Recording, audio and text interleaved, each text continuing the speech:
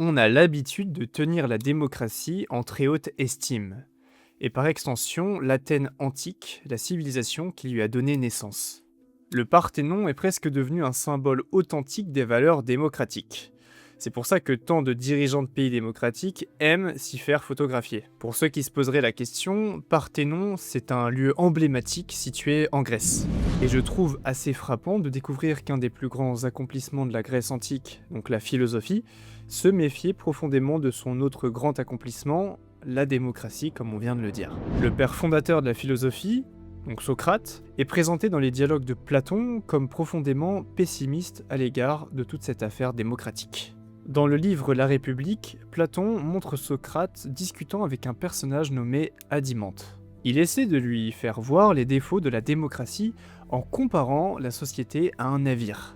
Si tu devais partir en mer, demande Socrate, qui voudrais-tu idéalement voir décider de la direction du bateau? N'importe qui? Ou des personnes formées aux règles et aux exigences de la navigation? Évidemment, répond Adimante, des personnes formées.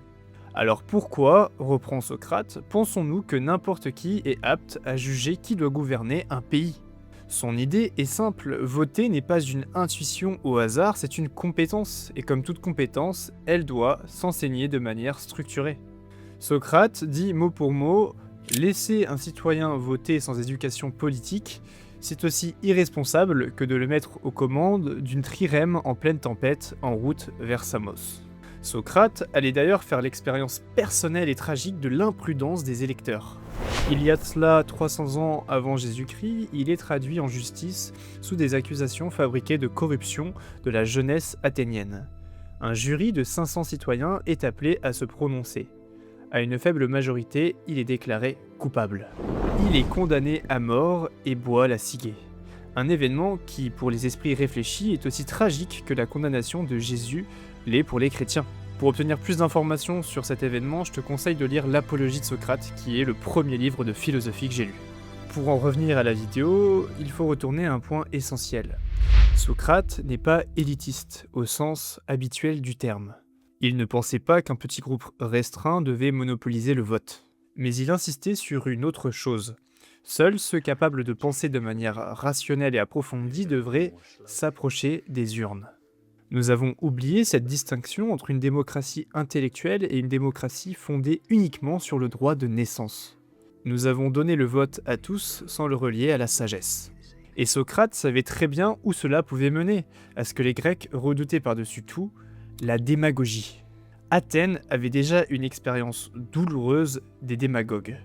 Par exemple, Alcibiade, un homme riche, charismatique, brillant orateur séduisant, qui a érodé des libertés fondamentales et contribué à pousser Athènes vers ses désastreuses aventures militaires en Sicile.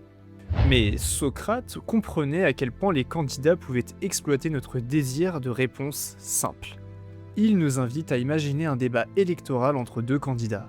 L'un ressemble à un médecin, l'autre à un marchand de sucreries. Le marchand de sucreries dirait de son rival « Regardez cette personne, elle vous a fait du mal, elle vous fait souffrir. Elle vous donne des potions amères et vous dit de ne pas manger ni boire ce que vous voulez. Elle ne vous offrira jamais des festins variés et agréables comme moi je le ferai. » Socrate nous demande alors comment le médecin pourrait-il répondre efficacement. Le médecin, lui, qui répondrait honnêtement, dirait qu'il contrarie le désir des Athéniens simplement pour pouvoir les aider. Mais cela provoquerait un tollé parmi les électeurs, tu ne crois pas? Nous avons largement oublié ces avertissements essentiels de Socrate sur la démocratie malheureusement. Nous avons préféré voir la démocratie comme un bien absolu et incontestable, plutôt que comme un système dont l'efficacité dépend entièrement du niveau d'éducation qui l'entoure. Résultat, nous avons élu beaucoup de marchands de sucreries et très peu de médecins, si vous voyez ce que je veux dire. Nous arrivons déjà à la fin de cette vidéo, j'espère que ce sujet sur la démocratie t'aura plu, n'hésite pas à t'abonner. Salut!